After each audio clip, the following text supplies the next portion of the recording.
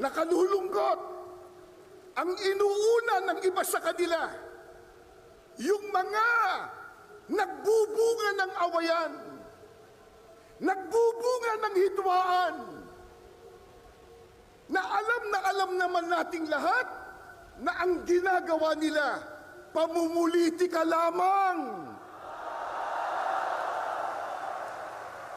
Tulad ng isinusulong nila na impeachment ng pangalawang Pangulo.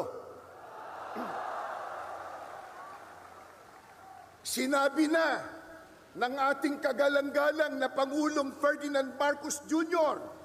at alam na po ng marami nating kababayang Pilipino ang totoo nating lahat.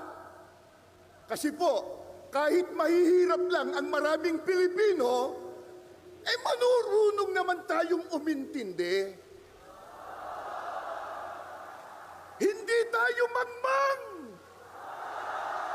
Isigaw nyo nga, hindi mangmang! Hindi mangmang! Hindi mangmang! At lalong hindi tayo bobo.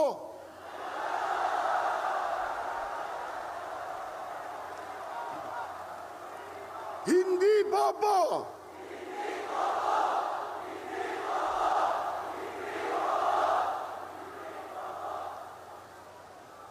Sana marinig yan ng isang abogado.